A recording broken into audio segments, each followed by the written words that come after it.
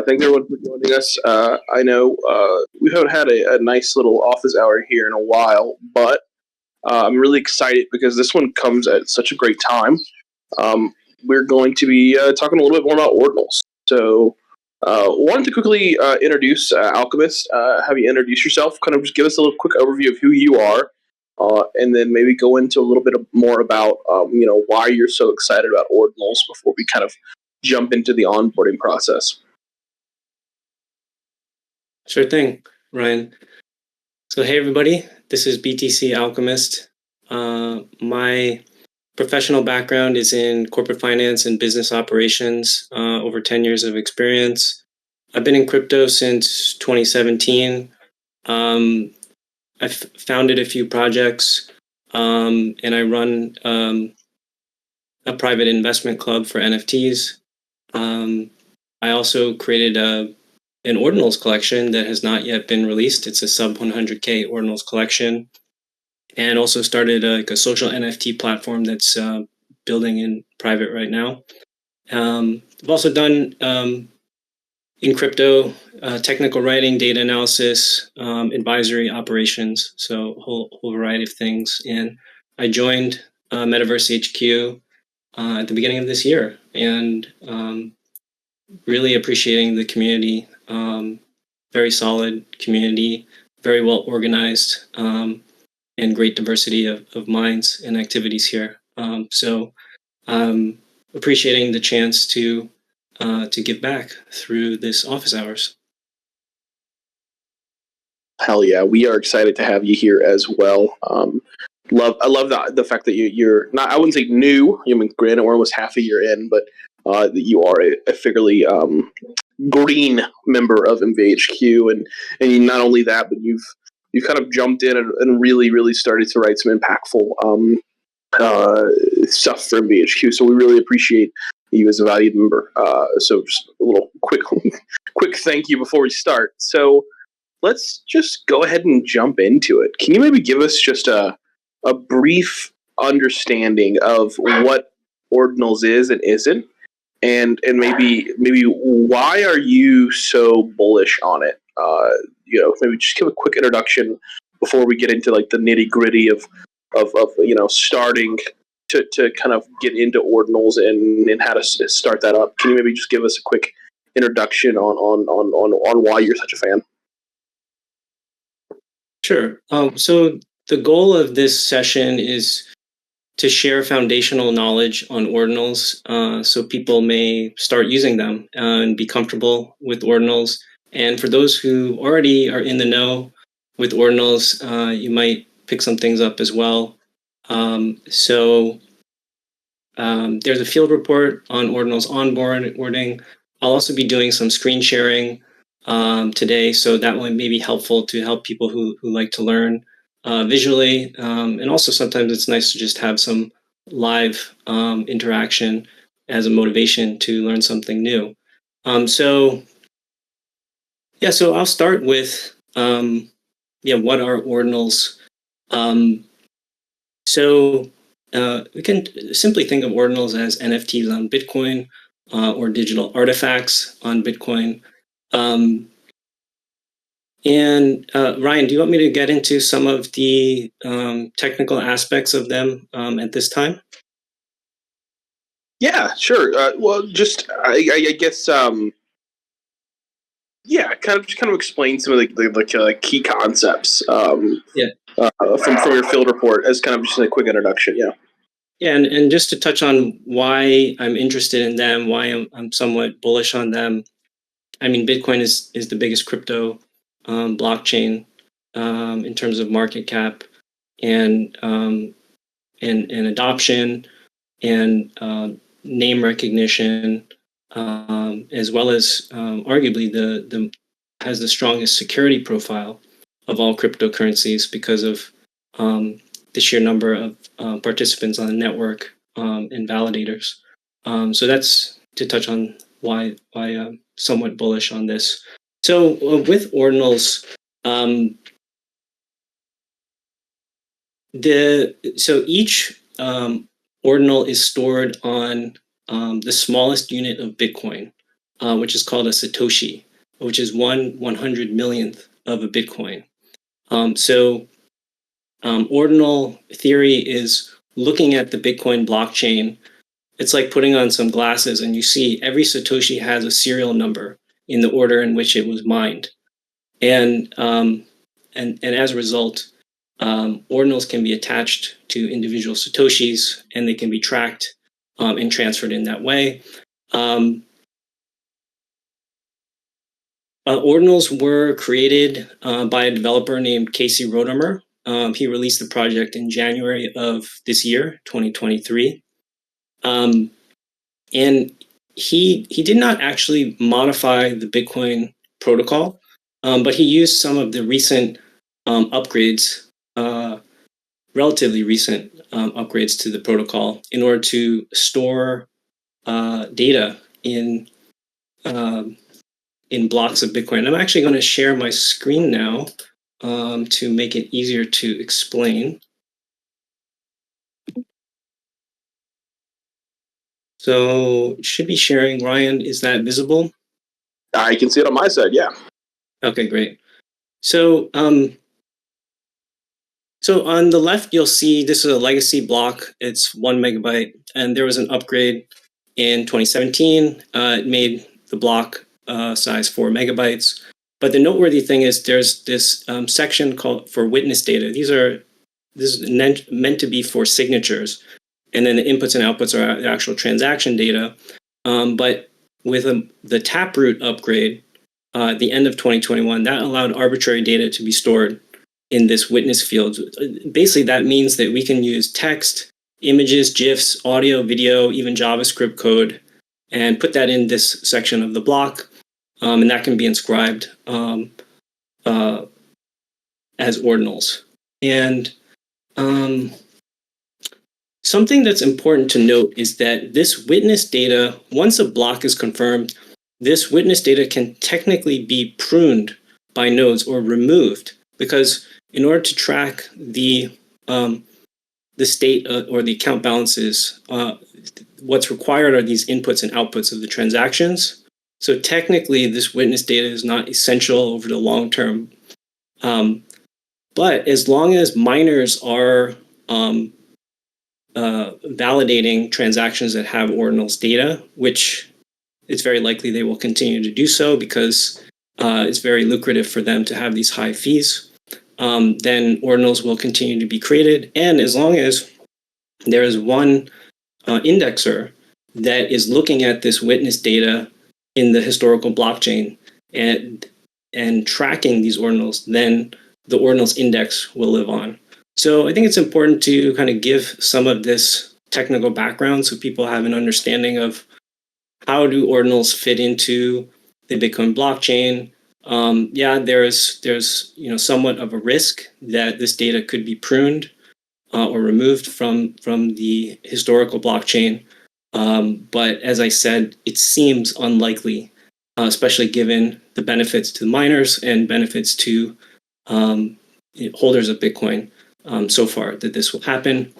Let me see if there's anything else. Yeah, I want to explain one other technical aspect, which is important, I think, for some foundational knowledge with Bitcoin and ordinals. So, as I said, an individual ordinal is stored on one Satoshi, that smallest unit of Bitcoin. But Bitcoin accounts function differently from Ethereum accounts. So in Ethereum, you have an account balance. And every time you do a transaction, that changes. And it's just one big balance, right? But with Bitcoin, your wallet does have a balance, but it's actually stored in these chunks of data called UTXOs. This is important for understanding ordinals. So here's an example where we have a wallet and the balance is 2.845 Bitcoin. And let's say we want to transfer 1.2 Bitcoin to somebody else. So we actually have to look at those chunks of Bitcoin called UTXOs, and we have to take some of those chunks that add up to at least 1.2 Bitcoin. So in this case, as you can see on the screen, we have this 1 Bitcoin UTXO. We have the 0.5 Bitcoin UTXO. So those are sent as inputs to the transaction. The 1.2 is going to the recipient, and then the difference, the 0.3, is going back as change to our wallet as the sender. So you'll see that we have 1.5 Bitcoin as UTXO inputs, and we have 1.5 Bitcoin as UTXO outputs. But 1.2 of them is going to the recipient, and 0.3 is going back to the sender's wallet. This is important for ordinals because you can't just take one Satoshi that has your ordinal and just send it somewhere. You have to send it with the UTXO that has that Satoshi with your ordinal. So it could be this UTXO of 1 Bitcoin that has your ordinal. It's unlikely, but it could be. So it's just an important technical thing to understand that when you're sending an ordinal somewhere, you may see in the transaction like a much larger amount of Bitcoin as inputs. And the reason is because of this UTXO model. Maybe one other thing I'll cover before I take a pause is what are the key differences between ordinals and Ethereum NFTs. One difference is that Bitcoin does not have smart contracts. So Ethereum NFTs use smart contracts. Those contracts are typically upgradable. Bitcoin does not have smart contracts.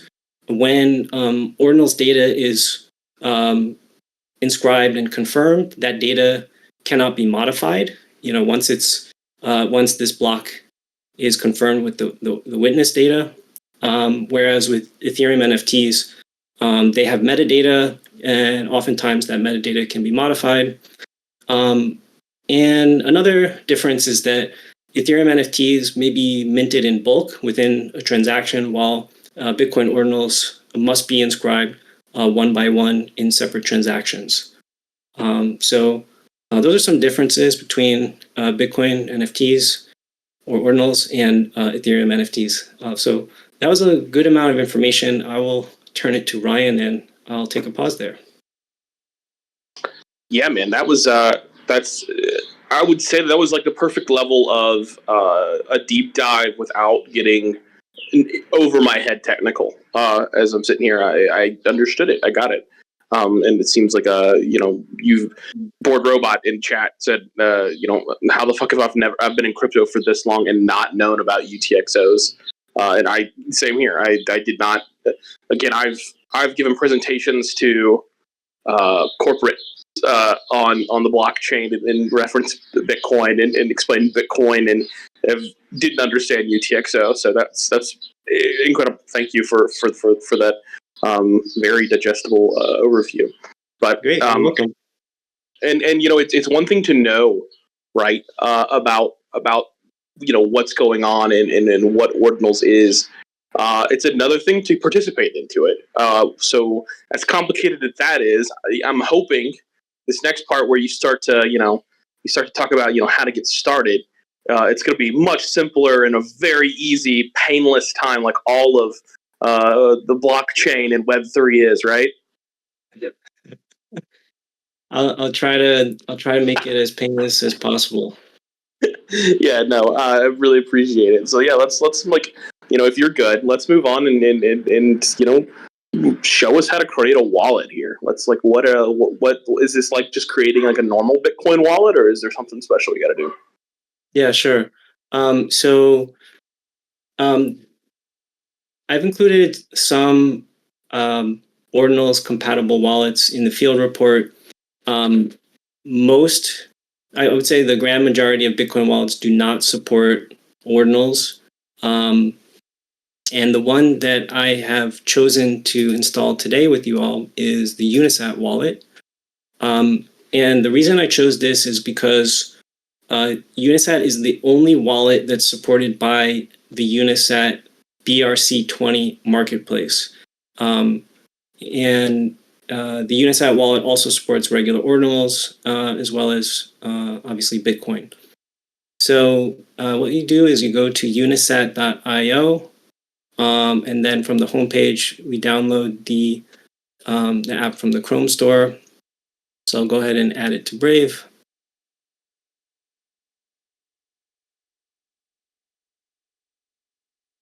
All right, and so now it has been added, and I will create a new wallet. So give it a password. And now we see the secret recovery phrase. This is the seed phrase. So if you're planning to store anything of material value, make sure you back this up offline. Don't save it digitally. And once you have done that, then check this off and continue. And here's where it might look a little complicated. You choose the address type. The key for Ordinals is Taproot. As I explained or touched on earlier, the Taproot upgrade was the one that enabled the Ordinals theory to be applied to Bitcoin. So we choose Taproot here. And you'll note actually that there are some different prefixes for these are different what are called derivation paths for Bitcoin wallets. But so Taproot starts with this BC1P, and actually Taproot has the lowest fees for transaction fees compared to the other methods.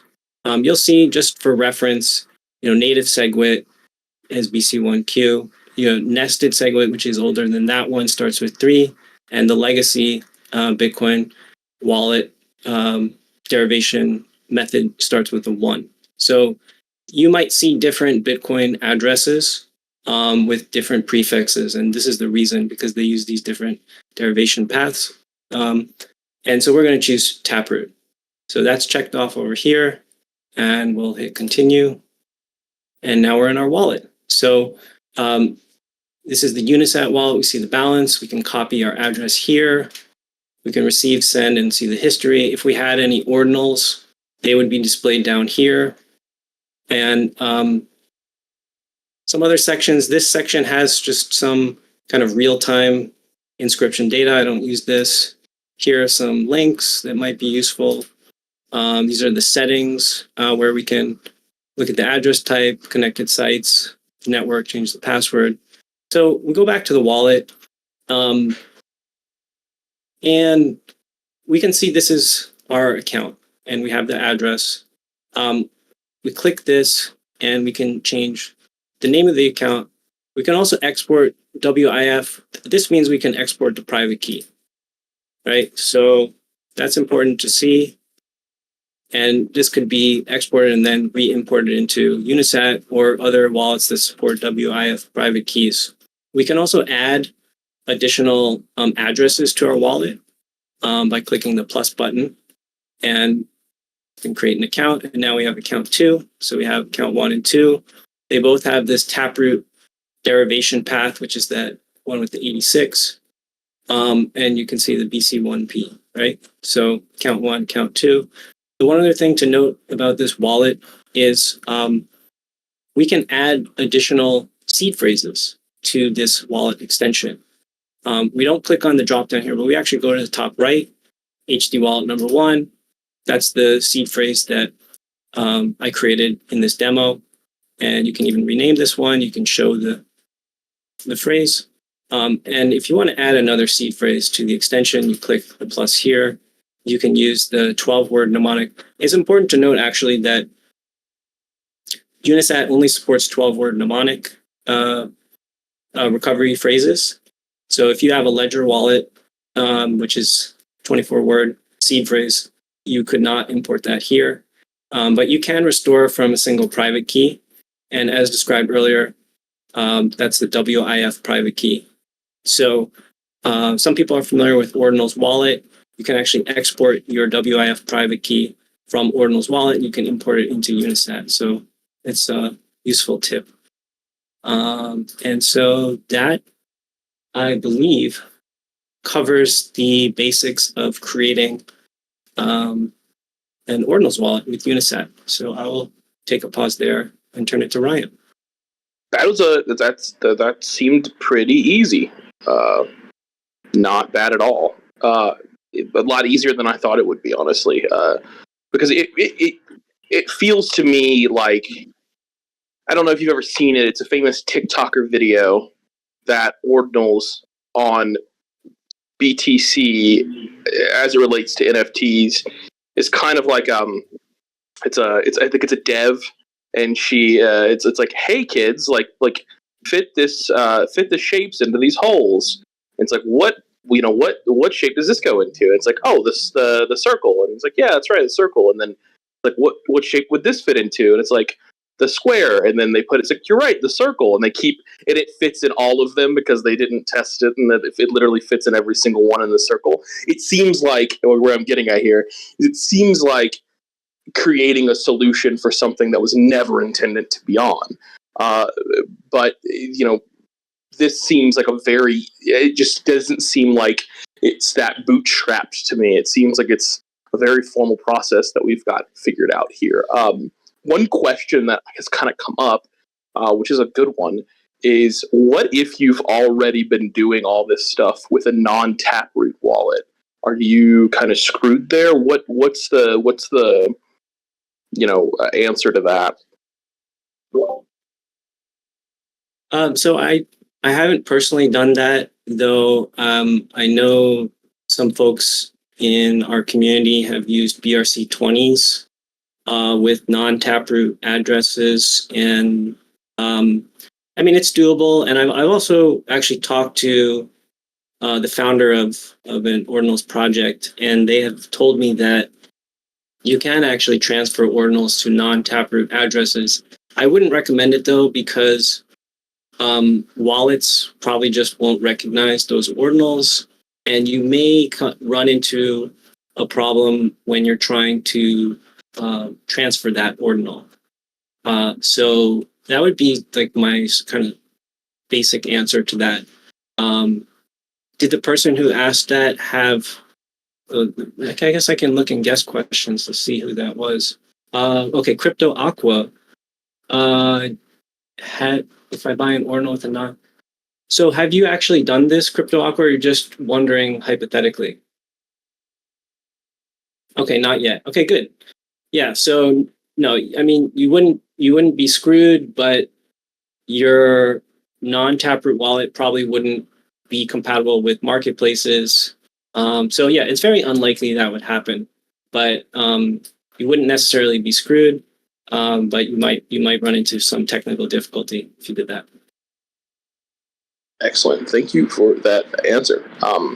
So we've obviously kind of discussed what Ordinals is, and from a technical standpoint, we've got it created on a wallet. I think the next step, and I'm sure, like most of the DGens here at MVHQ, the next question is, all right, how do we get to the marketplace? Like, how do we trade these things? How are we selling these things, right?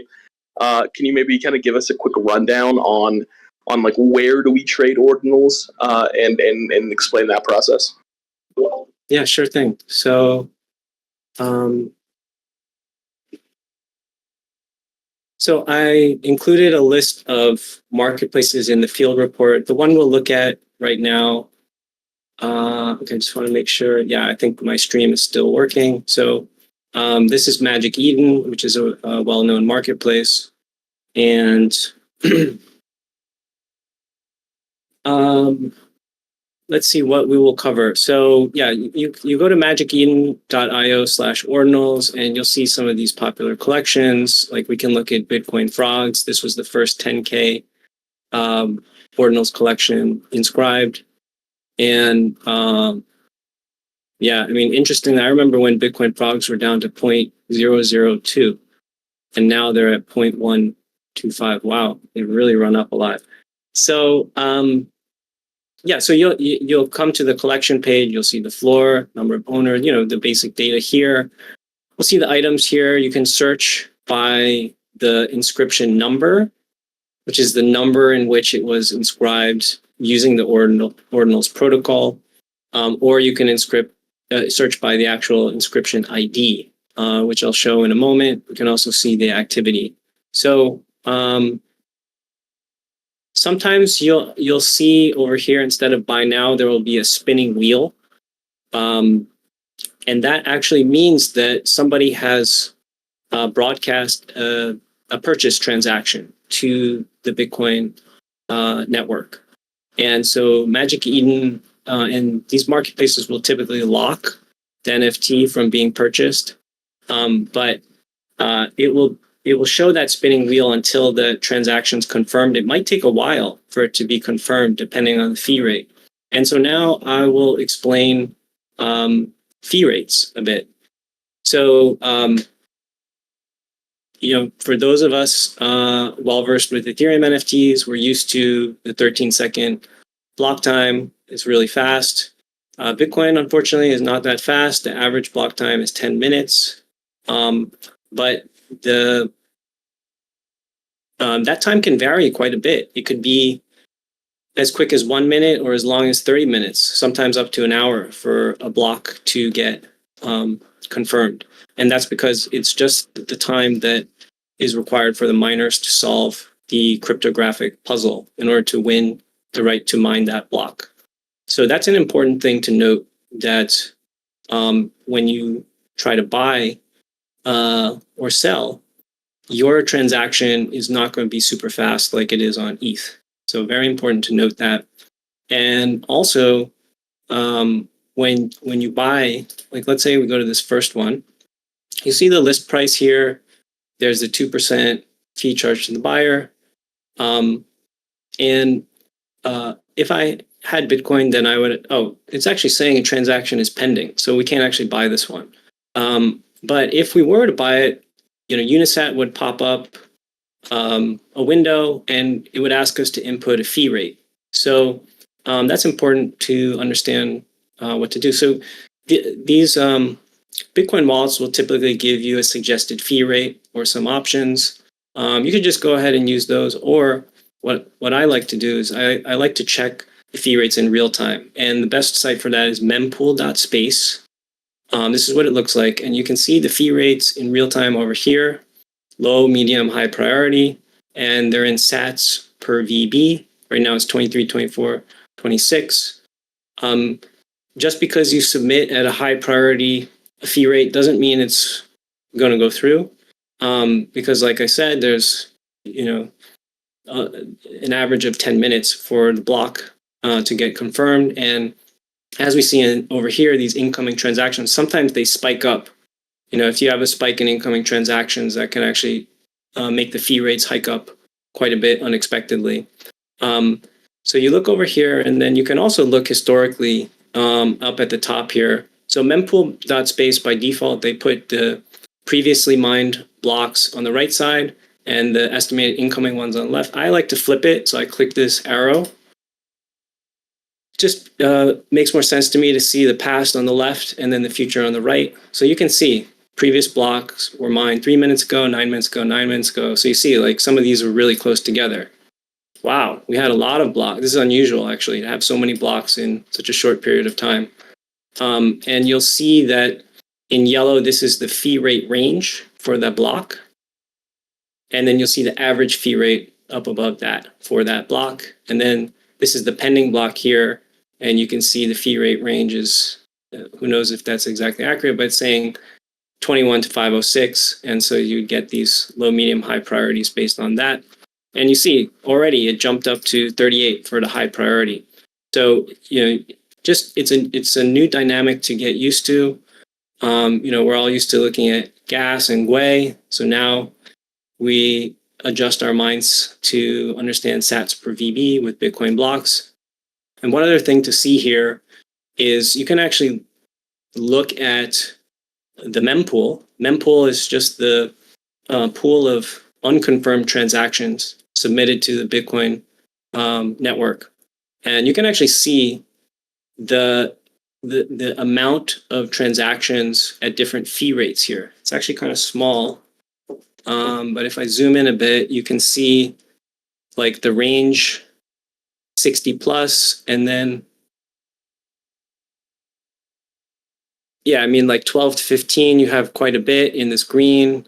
And if we go, this can just be a useful reference if you're ever curious to see, okay, like different fee rate ranges, how much is pending, and you'll see them in MVB, like mega virtual bytes, and instead of just virtual bytes here.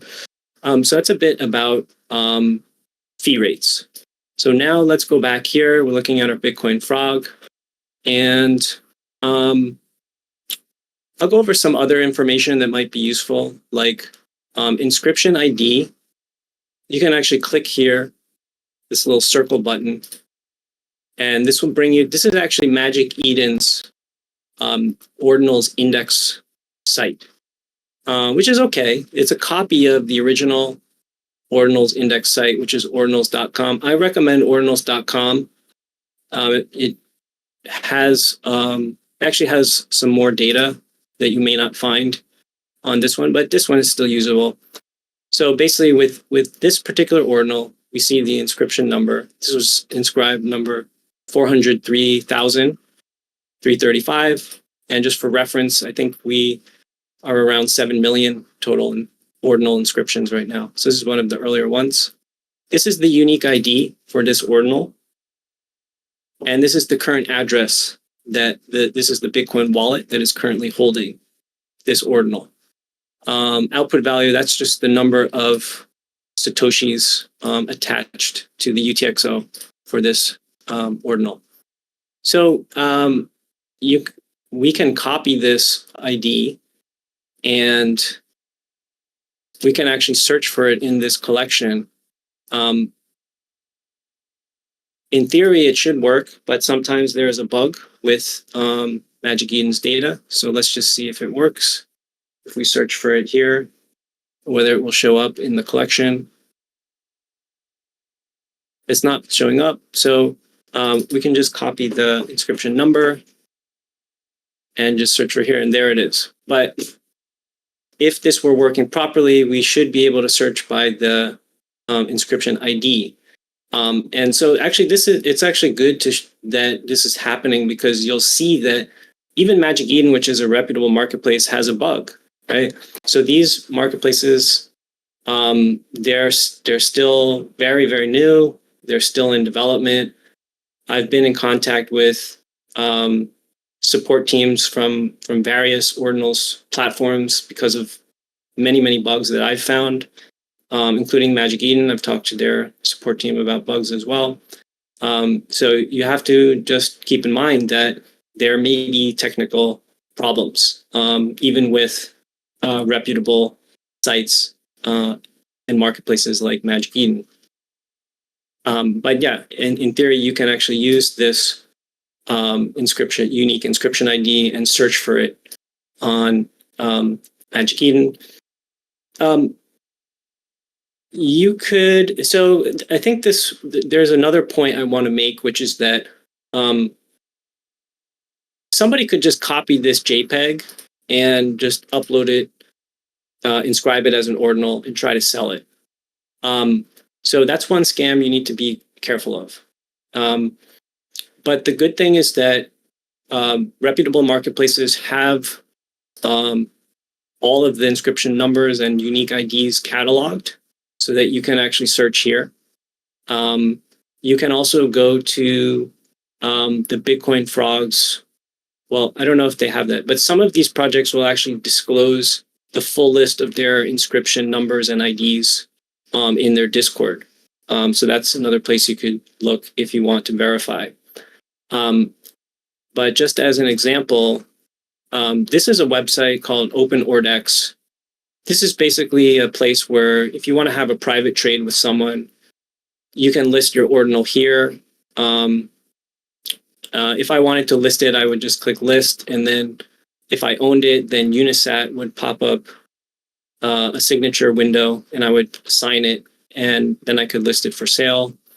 But it's kind of interesting to see. We have a Bitcoin frog here. And it's actually a very low inscription number. It's like 358,000. So on the surface, yeah, it seems like this is a legit frog because it's such a low inscription number. But they're selling it for 0.023 Bitcoin. But what was the floor price? 0.125. So already I'm seeing that huge discrepancy. It's already I have the red flag, but let's just check. So we're going to paste this ID or this inscription number, and it's not found. I'm I can also paste the ID just in case maybe Magic Eden had a problem. But that's not found either. So that's one way to actually, so this is one scam listing. Like, I mean, technically it's not a scam because anyone can sell any ordinal. And it's not like this is claiming to be part of the collection, but it looks like it would be, but technically it's not. So if you bought this and then you wanted to list it on Magic Eden, you could, but it wouldn't show up as part of the Bitcoin Frogs collection, at least based on what we're seeing right now. So, and also on Open Ordex, like I said, this is good for private trades, but it can be buggy. And the developer who created it, he's not active anymore from what I know. So this is a use at your own risk platform. I have used it successfully, but like I said, it can be buggy. So it's just something to keep in mind. I mean, you can buy this, and you could buy this inscription. So right now there's a pop-up that you can't see. Unisat wallet is popping up, and basically I've just put the password in, and now it's saying, okay, I don't have enough spendable funds. And also it's saying I need a dummy UTXO. So it's just kind of like a technical thing that is required for Open Ordex. So it's something that is an option, but if you're not well versed with kind of technical aspects of ordinals, then stick with the marketplaces. One other site that I'll show before I take a pause is an auction site. This one's called ord.city, and they have auctions periodically of ordinals, which is a neat concept where you have one or more ordinals that are auctioned for a limited amount of time, and people can bid on them. And it looks like this auction will start in less than a day. It's got some of these items, including this one, the Dan files. This one is a sub 1K ordinal, as well as this one. Wow, number 9. This is a sub 100, or very, very rare. And those typically garner premiums, those sub 1K ordinals, as well as sub 10K. There are a lot of collections that are sub 10K ordinals. The collection sizes are usually very small relative to what we're used to with ETH, maybe 100 or 200 items. Though more recently, we're seeing larger collection sizes. And if we look at this one, this is from the Dan files. I know the founder of this one. Yeah, Dan Files is like kind of one of those Grail collections. And yeah, we don't see any bids right now, but it's something that people could keep a lookout for within the next day or so. Other than that, I think I will take a pause here and turn it back to Ryan at the moment. Yeah, thank you. Real quick, so make sure I know. I thought I got a question in DMs about this, but it was a spam message. So Jinso asked earlier if you and someone else are trying to buy the same NFT, you need to wait many minutes before finding out if you failed. Like what's the process there, or is there a way of seeing the order somewhere? Like how do you know you got it versus someone else? Well, as we saw with Magic Eden, they won't actually let another user buy. So this one you see now, we see the spinning wheel. So it says Ordinal is currently locked for trading as it is being traded on Bitcoin mempool until it is confirmed or fails. So let's see, okay, to check the status of the transaction, here we go. So let's click here. And we're seeing this is a fee rate of 79. And yeah, I mean, there's a decent chance it will get confirmed in the next block. So that's how you would check the status of that. And I mean, yeah, I would say if Magic Eden accepted that purchase transaction and broadcast it, there's a pretty low chance that it would fail. But if it's set at a very low fee rate, it could be pending in the mempool for a very long time. Like let's say they put a fee rate of like 10, that might be pending for weeks or months. Who knows? So there is, if the wallet supports it and the transaction was submitted in such a way, then the fee could be increased. So actually you'll see on this transaction here features, right? SegWit, Taproot, those are those kind of protocol upgrades. So Taproot, look, they're saving some amount on the transaction fee. But now we have RBF. This is called replaced by fee. And you see it's crossed out. So that means that the way it was submitted, it's not RBF compatible, which means that if this person wanted to increase their fee rate, they would not be able to do that, unfortunately. So it'd just be stuck. There is a technical way to kind of rescue this transaction if needed, but that's beyond the scope of this office hours. But just for our relevant understanding, this is not RBF compatible. So there's not an easy way for them to kind of increase the fee. But like I said, it's a high fee rate. It's probably going to confirm in the next block. So yeah, the reason I asked was basically, let's say that was very well explained. Thank you. But let's say two people tried. Let's say me and you tried to buy the same NFT at the exact same time. We both see a spinning wheel because someone picked it up, right? But is one of us going to get an instant message from Magic Eden saying you were too late or something like that, or do you have to wait, like we were just talking about? Or will you see right away that you weren't fast enough? So you're asking if two people actually are able to submit the purchase transaction? Is that what you're asking? Exactly. Let's say Magic Eden's Web2 solution, right? You click on the button and it starts spinning. Do you see if it's spinning because you bought it or because the other guy bought it? Let's say we both bought it at the exact same time. You know how it is. Sometimes we get like floors running up and maybe sometimes there's delays on the site. We don't always see who's buying it. Is there like message that pops up or is it produced in the hardware that you can get? Yeah, some of what you said at the end was cutting out, but I heard the gist of it, Jinzo. Yeah, I mean it sounds like it's a possibility. I think there's a low chance that would happen, but I can't really comment because I don't know about Magic Eden's platform development, so I don't have any specific answer other than to say it sounds like it could be possible, but it may not be possible. That would be more of a question for Magic Eden, and I think it is a good question, and that might be a good next step for somebody is to ask Magic Eden support team about that. Yeah, because just like on Ethereum, when we both try to buy the same NFT, we'll get a fail after a few seconds. But here it takes 10, 15 minutes to get a block to complete, so we won't know if we fail 10, 15 minutes unless it tells us right when we try to buy it. That's why I'm asking, basically, comparing it to ETH, let's say.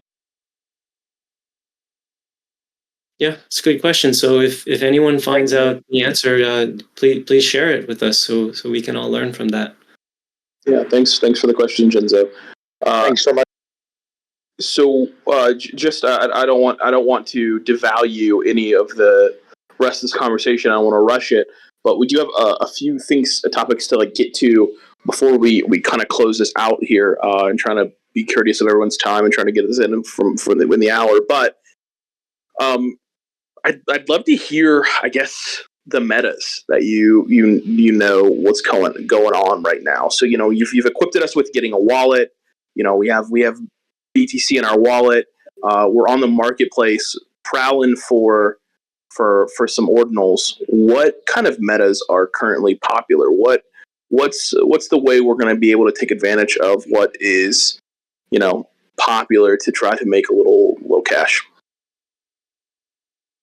Yeah, I mean it's a very important question, and yeah, I mean just like in the Ethereum space, a meta can be hot one moment and then it can grow cold the next moment. So earlier this year when ordinals were ramping up, I think the low inscription number was the biggest meta at that time. So like I said, sub 1,000, sub 10,000, and to some extent sub 100,000. Beyond that, but the interesting thing is that kind of there was a bit of a lull with Ordinals, kind of when, over the past couple of months, as kind of the broader NFT ecosystem had a lull as well. But now it's picking up again. So yeah, I mean, all these metas are, subject to heating up and cooling down. Low inscription numbers are one meta. Very likely they will persist, but it really just depends on a variety of factors. Another meta would be, established NFT projects that launched on Bitcoin, like DeGods. They burned some of their Solana items and then inscribed them within a single Bitcoin block, which is actually a novel thing to do. Not many people have done that with Ordinals. And those were trading at a premium, actually, to Ethereum. Let's just see if we can bring them up here. Bitcoin, sorry, DeGods. So, wow, the floor is 1 Bitcoin. I wonder how that, if anyone knows the floor price on Ethereum, I wonder how that compares. So that's another meta. And then there are just these kind of Ordinals native projects, like some of these Grail sub 1K collections like Dan Files. There's Bitcoin Frogs. I listed some others in that field report. There's Bitcoin Wizards. There's Taproot Wizards, who haven't yet released most of their supply. So those are some of the other metas as well. Ryan, before we talk more about metas, would it be okay to briefly explain how to inscribe or create Ordinals before we open it up for questions? Yeah, I think so. Did I skip a step there? But no, yeah, that would be awesome. Yeah, if you could, yeah. How do we mentor inscribe a new Ordinal? Yeah, go for it. Yeah, so I've in the field guide, you'll see a number of sites for where you can create or inscribe your own Ordinals. The one I will demonstrate is gamma.io/Ordinals. And let's see. So yeah, so I mean, the cost of this is mainly going to depend on the size of the file that you inscribe, as well as the fee rate. There are some other factors like UTXO inputs and outputs, as well as the postage or padding of Satoshis with the Ordinal. But mainly you have to be concerned about the size and the fee rate. So I'll just walk us through, like if we take a single image and you see Gamma, you can select for high resolution if you want. It'll give you some info down there, or just keep it non-high resolution. It's going to compress the image automatically. So I'll just drag this crypto meme here. This is Harold. And so it's showing up. That's the one that I want. I click continue. Now I can select different fee rates. I can do a custom fee. We can look at mempool.space and see. Okay, so the block just got confirmed. So yeah, I'd have to actually go back to mempool.space. Fee rates, yeah, they're like that. So who knows? Maybe I would put in like 30 fee rate here. If I'm not in a hurry, that's like $50. Then I click continue. Recipient, Bitcoin address, I can just bring up my Unisat wallet that I installed. And yeah, it locks automatically, so you have to often enter your password. So I just click here to copy my address, put it in here, the refund address, put the same one. And I would recommend putting an email here in case there's an issue with your order. And also you should get a record of your order to your email. And then you'll agree to the terms. And you obviously want to confirm that your receive address is correct. Then it'll prompt you to send this amount to this address. Once you do that, then their inscription process will start. There's another site that I can show very quickly, just because it's important to see there's a difference. Like if I brought the Harold meme here, it's still compressing the image 75%, but if I put in that 30 fee rate here, you'll see that this is like massively more expensive, like compared to $50, $360. So it's just important to note that it's something to look out for. Like you might want to compare multiple platforms. They'll use different. This is because of their compression. They're compressing this file less. They're using less compression, meaning it's a higher res file, which means a bigger size file, and it's going to cost more. So that's just like really quick walkthrough of how to inscribe. And I'll take a pause there. Yeah, awesome. That is, again, relatively. It's you know, I made a joke. I think you and I were having a conversation the other night, and I made a joke that I went on vacation for a week and came back, and Ordinals was a thing. Like that's like how it happened to me. And when things like that happen so quickly, I hate it. I'm always like, ugh, I'm never going to get involved in whatever that was. I don't have time for it. It's too complicated. And this sounded so complicated. And while I think it is, there's certainly some levels to it. This does not seem complicated at all. So, I mean, maybe it's just because you're good at explaining it. I don't know. But I think that is kind of, obviously we could probably go into a few more things, but I want to make sure that we have time here at the end to ask questions. So, guys, do you have any questions? Are there any questions out there that you'd like Alchemist to kind of go over about Ordinals or anything? Would love to make sure that, we're servicing you guys in terms of, helping you out if you have any questions. You got a subject matter expert right here. So we got a good question from Crypto Aqua. What does minting look like during a hype drop? Like, what's does the fees go up really high? Is it a mint out really quick? How does one, can it be bought? Can you maybe give us a few details on that? Yeah, it depends on the hype of the drop. I typically haven't seen fee rate spikes for Ordinals drops because there are very few of them.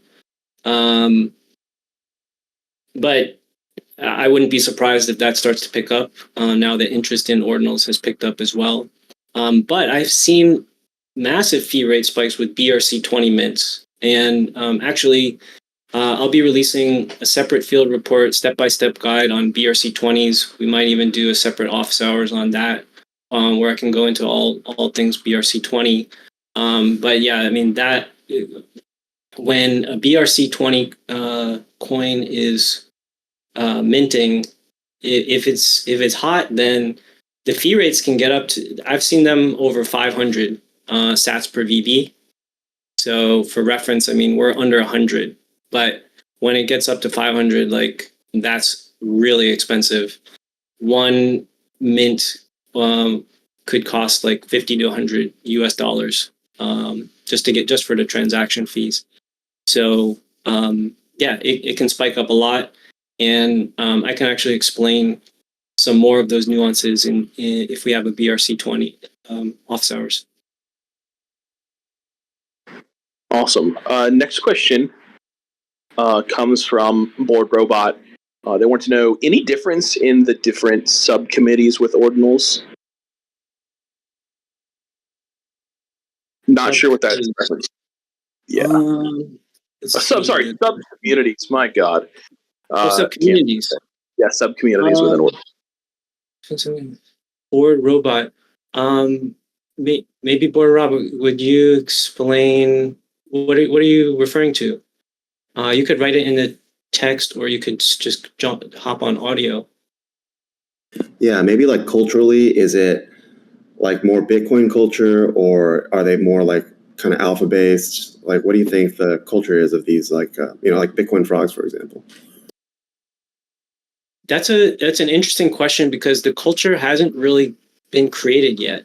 I mean, it's only now starting to emerge. I would say some months ago there are. Well, first I'll say there are tons of Discords for Ordinals collections. And some of them are active, some of them are not. The culture, yeah, I wouldn't say there has been, I have not identified any like particular qualities of like Ordinals culture yet. It's still emerging. I think that's probably the best answer I could give right now. Excellent. So another question came in from Dragon. Are there any other formats that could exist as ordinals, or is it just images right now? Like obviously NFTs or JPEGs, but you mentioned in the beginning that layer, that the new layer for you mentioned the layer is can hold data, and I think you even mentioned possible code. So what's that look like, and does that exist anywhere right now? Yeah, so I'll answer it on two levels. Like one is, yeah, there are other formats. So there's text, image, GIF, video, and audio, and JavaScript. So people have even uploaded like JavaScript code games. So there are games, kind of low-res games that are ordinals. So if you actually go to that ordinal page, you can play the game. It's kind of interesting. And the second level answer to the question is, yeah, there are other approaches to kind of creating digital artifacts, so to speak, on Bitcoin. One is called Counterparty, which was founded some years back. And that is, it's not storing the data on chain, but it's storing the metadata on chain. And you may have heard of rare Pepes. So those are Pepe trading cards. They trade on Counterparty. Who knows? There may be a resurgence of them because of ordinals, but it's a lot different. It's unlikely, I think, that those would be resurged as a result of ordinals, but who knows? There are also Bitcoin stamps, which actually they're using the Counterparty kind of format, but they're putting the raw code of the JPEG into a certain unprunable part of the transaction. So if you've heard of Bitcoin stamps, they're actually pretty interesting. They're very hard to onboard with because they're using Counterparty and it's kind of technical. You have to get set up with a Counterparty compatible wallet and so on and understand where this data is stored. But Bitcoin stamps are even more immutable, I would say, than ordinals because, like I said, you've got this witness data here, but Bitcoin stamps are not stored in the witness data. So that's another answer to that question. Excellent. Okay, that makes a lot of sense. And I've heard of Bitstamp before. So that's good to know that that this has been something like this has been tried before. It's not something new. It just seems like it's very transaction data heavy. I've seen a lot of people complaining about ordinals, like BTC maxis, but that's a conversation for another time. We do have one last question here from the El Capitan, the chief commander here, Jake and Bake. Where is your favorite place to learn about latest ordinals trends outside of hanging out in MVHQ for NFTs and for BRC20? Yeah, it's a good question. I mean, crypto Twitter is probably the best place. Just starting to follow some of the kind of influencers and also participants in the ordinal space. I mean, I know a lot of people who've been involved, like who were involved early on with ordinals. So I know those people personally and have discussions with them. In terms of other communities, there's a sub 100K Discord community. There's a sub 10K Discord community. There's a sub 1K Discord community. So if you hold ordinals that are within any of those ranges, you can join those servers, and you can get access to their gated channels. That could be a good way to talk to some people who might be in the know, particularly the sub 1K channel. Those are some of the really early on people who are part of that one. There are also some kind of early collections that have some chats, but because NFTs have been pretty relatively slow over the past couple months, there hasn't been a ton of chatter. But I imagine that, I don't know, this week actually feels there's a whole different energy to Ordinals. So it feels like there's a resurgence happening with them. I want to mention one other thing, Ryan, before we go to other questions. It's important to note that when this is in the field report, but I want to state it here that when you list an ordinal for sale, you don't have to set an approval. Like, you don't have to pay a paid transaction to set an approval. You're just signing in your wallet. It's a non-paid transaction. So this is something actually people need to be careful with Bitcoin. If you sign an unpaid transaction, you have to be careful. You have to be more careful than with Ethereum, because all of these marketplaces are using these like pre-signed Bitcoin transactions in order to function. And that means that the seller is not actually paying upfront, but they're pre-signing the transaction with their private key. And then the buyer will sign it from their side, and they will pay the transaction fee in order to fulfill and purchase it. So it's an important point I want to mention about signing transactions. You have to be very careful with unpaid signatures on Bitcoin. So I'll turn it back to Ryan. Yeah. So that kind of wraps things up. I think we might have a little bit, just because we were 4 minutes over an hour, but no one said, "Hey, you have to be within an hour, or we're going to beat you up." So thanks for doing all this. But yeah, I know that there are some floor price aggregators that you might want to let us know about. Anyway, you can maybe start here at the end. Yeah, and this also somewhat relates to Jake's question. I mean, you can get some decent info from these floor price aggregators. This bestinslot.xyz, and then we have ordinalhub.com. Ordinal Hub also has a Discord that you can join, not super active, but you can still go there. The thing to note, and this is a note I gave for Magic Eden and Marketplace, is that these platforms are buggy. So, Best in Slot, you can see, kind of top collections by volume and so on, but the data may not be accurate. So, it could be a decent reference point, but you have to take these things with a grain of salt, especially because we're so early. And this is kind of cool. Ordinal Hub, you can kind of price track by volume. You can sort by all of these columns and timeframes. You can also look at these different kind of tiers of inscription number. So if we wanted to look at like sub 1K, you see Dan Files is here. We've got a 0.85 floor price. Bitcoin Rocks 10 floor price. This is like super illiquid collection, so be very careful with that one. But yeah, these are a couple of decent resources if folks want to see aggregators. But you just have to note that, like, I've seen some major errors with the data on some of these, and I know the developer from Ordinal Hub, and they're aware, they're working on it. You just have to be aware that the data is not super reliable. But these are some decent sites that people can check out for aggregators.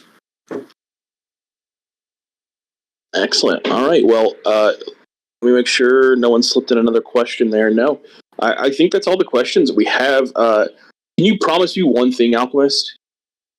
Can you continue to deliver amazing content when it comes to these field reports? I mean, this alone was really good. I would love to host another one for other topics on Ordinals, but my God, man, you've been a force with your field reports, and we really appreciate it.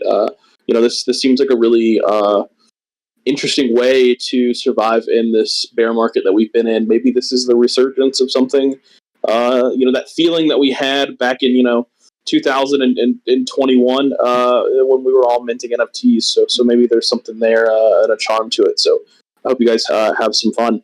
And again, thank you again so much, Alchemist, for doing this, and not only that, but being a consummate professional. I host a lot of these things, and very, very much are people just like, yeah, we'll just get on and talk, no big deal. But you came with notes, and you came prepared to be on a mission to really educate people today. So I want to thank you again for all that you've done and all that you do for us. So thanks so much. Yeah, you're welcome. It's my pleasure to help. So for everyone, appreciate your attention. Hopefully this was useful to you. You can reference the Ordinals Onboarding Field Report. Please come to our Ordinals thread in MVHQ. All levels of knowledge are welcome. There's no silly question. So super beginner questions are very welcome. Feel free to tag me. And if folks are curious about BRC20s, there was a field report that was put out recently. But if people are curious about kind of a step-by-step guide, I'm working on that. It should be released very shortly, and maybe we'll have another office hours for that as well. So appreciate everyone's time, and take care. Yeah, and before everyone goes, before we do end it, I do remember at the beginning of this, you mentioned that you have a collection of your own coming out. I am more than happy to plug that right now. Can you maybe tell us a little bit more? Or is it still kind of behind the scenes stuff? Oh yeah, thanks. It's called Bitcoin Bears Club. It's a sub 100,000 Ordinals collection, and I'm actually looking to find a launch partner who could help us to spread the word and have the initial sale for that collection. So I'd welcome any leads to individuals or groups who are good as marketers or launch partners for NFT collections, particularly Ordinals. Awesome. Do I smell an MVHQ sponsored Ordinal collection? Great. No, we'll be on the lookout for that, and make sure.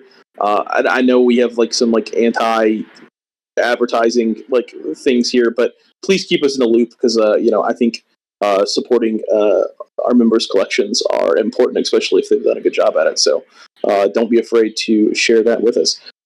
All right, everybody. We'll go ahead and end it on that note. I'll give the rest of your night back, but have a great night. And again, thank you all for listening. See ya.